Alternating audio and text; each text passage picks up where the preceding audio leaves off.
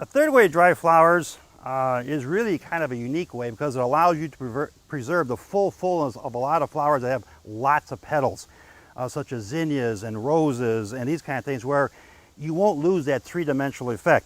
And that's through the use of some type of a drying agent, in this case, silicagel. Now, silicagel is available at just about any hobby or craft store you might want to choose to shop at.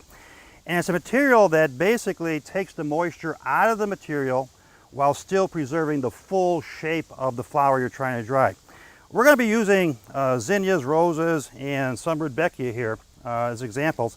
But the thing you need is a container to place your silicagel in. And anything you want, a cardboard box, in this case the plastic tub, and you basically put a layer of silicagel in the bottom of the container. Your flowers are, again, prepared just like for anything else, picked properly at the proper time. They should be dry. The stem is cut very short.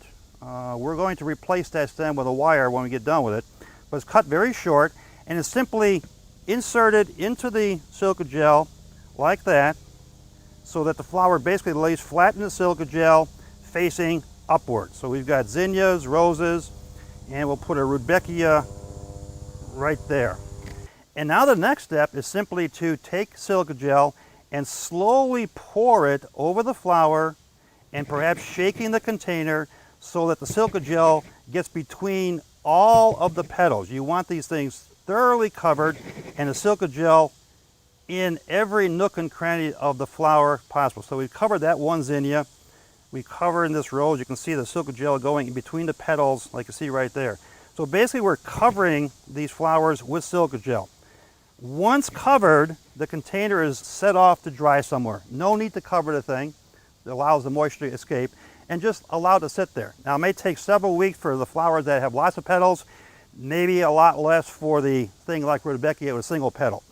But the beauty of this is, once these are uncovered, if we look at this as a dried zinnia, it will retain its three-dimensional shape. Color will be almost as you see it right here, and it's ready to be used in a vase or other type of container as you see fit. As you can see, we've cut these stems very short, and now we have to construct an artificial stem. Simple to do.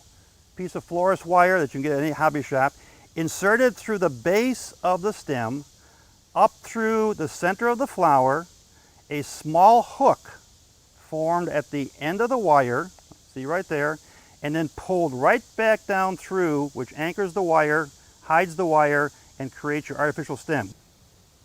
While silicagel can be an expensive investment in flower drying, it's reusable.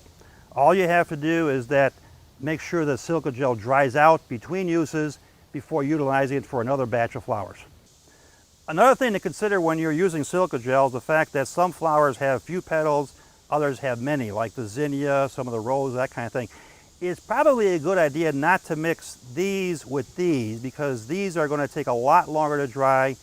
These a short amount of time to dry, and you may want to be using them sooner. So try to gather up all your flowers with lots of petals, put them in one box. Those with few petals, put them in another box, and they'll dry a lot more uniformly that way.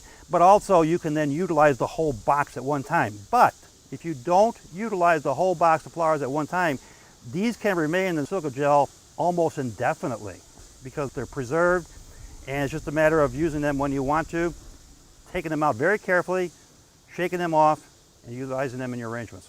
Using silicagel or other drying agent allows you a whole lot more latitude in preserving the full quality, three-dimensional shape, color of a lot of garden flowers that you would not normally be able to enjoy in the dead of winter.